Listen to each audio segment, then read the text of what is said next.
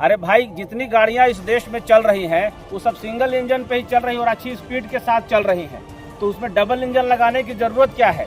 Double engine तो हवाई जहाज में लगता है, लेकिन हवाई जहाज भी तो एक्सीडेंट हो गया। विधायक रहने से औरंगाबाद के लोग आनंदित होते तो उस शब्दकोश में आनंद शब्द की परिभाषा बदल दीजिए। इसको आनंद नहीं कहते।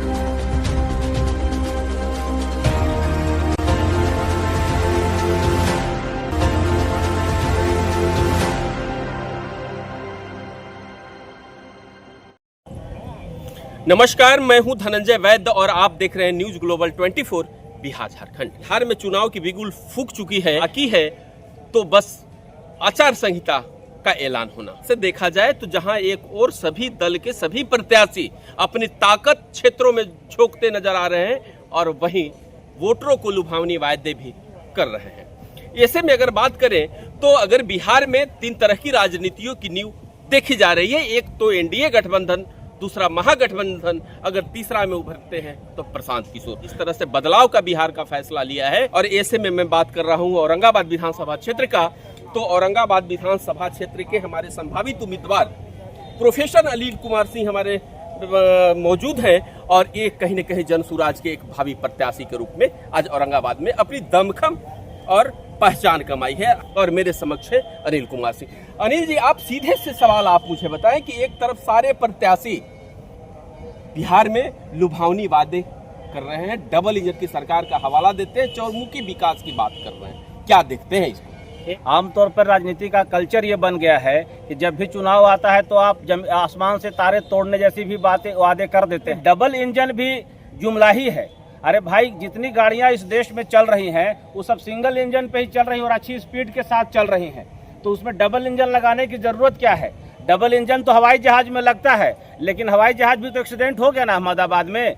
तो अगर चलाने वाला व्यक्ति खराब हो, पायलट अच्छा नहीं हो, तो डबल इंजन क्या, ट्रिपल इंजन की सरकार भी फेल हो जाती है या फेल हो जाएगी। तो बिहार के साथ वही हुआ कि आप इसको डबल इंजन कह लीजिए, ट्रिपल इंजन कह लीजिए, जब पायलट की गड़बड़ है तो उसका भी एक्सीडेंट होना तय है।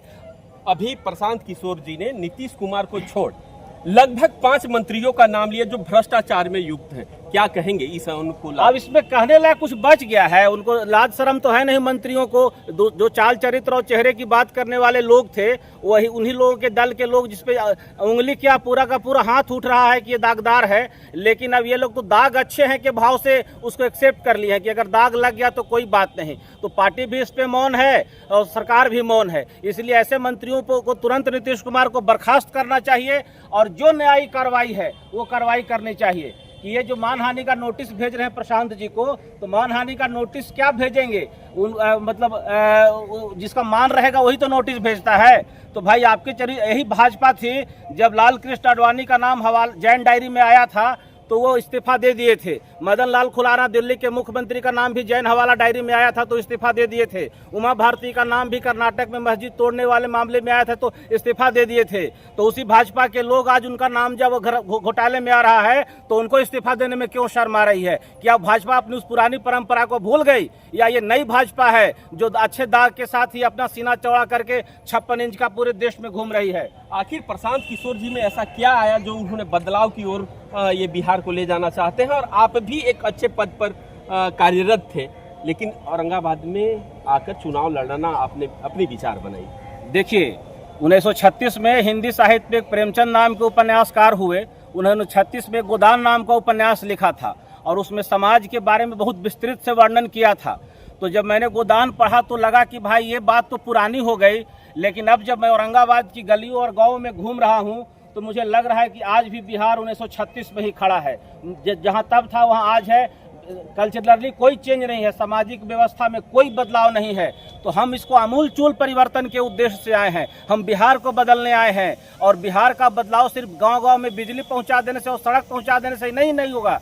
ये बुनियादी सुविधाएं हैं, मैं इसकी प्रशंसा करता हूं, लेकिन बदलाव तब होगा जब हर घर का नौजवान नौकरी में हो, घर में एक नियमित सैलरी आ रही हो। स्कूल तो सैलरी कैसे आएगी, नौकरी कहां से मिलेगा? आपके पास बुनियादी सुविधा ही नहीं है। स्कूल की व्यवस्था देख लीजिए कि सारे शिक्षक जो है पढ़ाना लिखाना छोड़ के बाकी सब काम करने में लगे हुए हैं, सरकार के लिए डाटा इकट्ठा कर रहे हैं। कॉलेज की हालत देख लीजिए कि सिन्हा कॉलेज जैसे एकमात्र कॉलेज है जिसमें 20,000 लोग पढ़ते हैं, 35 तरह का कोर्स पढ़ाया जाता है, पढ़ाने वाले शिक्षकों की संख्या 17 है। ये उदाहरण दे रहे हैं। तो ये वहीं आप जब घून लग गया है आपके जड़ में ही, तो शिखर की कल्पना हम कैसे करें? मुख्यमंत्री जी ने यहाँ आपके 500 करोड़ योजनाओं का शिलान्यास किया है।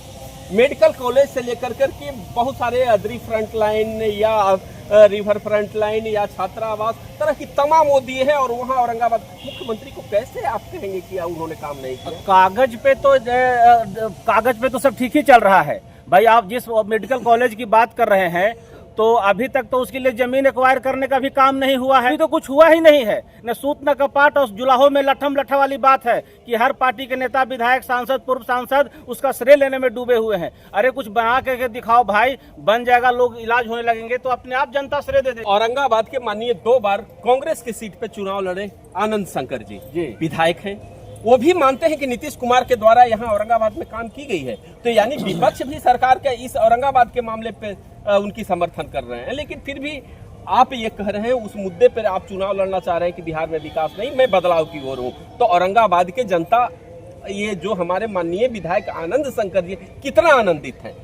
अगर इनके विधायक रहने से औरंगाबाद के लोग आनंदित होते तो उस शब्दकोश में आनंद शब्द की परिभाषा बदल दीजिए। इस आमूलचूल परिवर्तन उस दिन होगा जिस दिन हमारे घर का बच्चा स्कूल जाएगा और वहाँ सारी क्लासें उसकी लगेगी और खुश होकर के लौटेगा। आमूलचूल परिवर्तन उस दिन होगा जब आप कलेक्ट्रेट में काम कराने गए और बिना रिश्वत दिए काम करा करके घर लौटे। और आमूलचूल परिवर्तन उस दिन होगा जिस दिन आप इलाज कराने के लिए औरंगाबाद सदर अस्पताल में पहुंचे और सही टाइम पे सही डॉक्टर आपका इलाज कर दिया और आप खुश होकर के लौटे। यह परिवर्तन होगा। जन स्वराज पार्टी हर प्रखंड में 5 नेतरहाट लेवल की विद्यालय बनाने की बात कर रही है। मैं उससे एक कदम आगे बढ़ के बात करता हूं कि जितने पंचायत भवन की बिल्डिंग है उसके नक्शे में चेंज करके और हर पंचायत भवन के ऊपर एक लाइब्रेरी बनाई जाए कि गांव के बच्चों को वहां पढ़ने की सुविधा मिले। और विधायक और सांसद निधि से भी पुस्तकें खरीदने का प्रावधान है। लेकिन बताइए नहीं कितने विधायक और कितने सांसदों ने कितनी पुस्तकें खरीदी? कौन सी मुद्दे हैं जो आप किसानों के हित कर आप नहीं, किसानों के पास जो सबसे बड़ी समस्या आजकल के चल रही है, जो यूरिया खाद है वो 266 रुपया उसका सरकारी दर है। लेकिन गांव की हालत यह है कि लोग 400 से लेकर 850 रुपया तक खर्च कर रहे हैं 266 रुपये वाला खाद लेने के लिए। किशनगंज, अररिया, समस्तीपुर और मधेपुरा का पानी औरंगाबाद, जहानाबाद, सासाराम और रोहतास के खेतों में आ जाए तो कितनी अच्छी बात हो जाएगी। बाढ़ से डूबेंगे भी नहीं और हम सुखाड़ से मरेंगे भी नहीं। तो ये 2 इशू को हम बड़े प्रमुखता से देंगे कि खाद को ओपन मार्केट में लाएंगे और खेतों में पानी पहुंचाएंगे। एक प्रश्न और जी, अगर ये जन सुराज, अभी तो ये क्या लगता है कि 243 सीट पे चुनाव तो लड़ने की घोषणा उन्होंने किया है, आप भी एक चुनाव संभावित प्रत्याशी जी जी, कितने विधायक यहाँ आप बना पाएंगे या सरकार बना पाएंगे या नहीं बना पाएंगे? अगर बिहार की जनता इस 35 वर्षों की कुशासन से अगर त्रस्त है तो आप समझिए कि जन सुराज पार्टी बहुमत में सरकार बना रही है। और अगर बिहार की जनता को लगता है कि उनका जीवन जैसे चल रहा है वो ठीक है, तो फिर जनता मालिक है, वो जो निर्णय देगा हम उसको सर आंखों पर रखेंगे। ये हमारे समक्ष जन सुराज से संभावित प्रत्याशी अनिल कुमार सिंह जी थे। वैसे पेशे से तो ये प्रोफेसर हैं, लेकिन आज शहर और बिहार की बदलाव चाहते हैं। न्यूज ग्लोबल 24 के लिए धनंजय वैद, औरंगाबाद।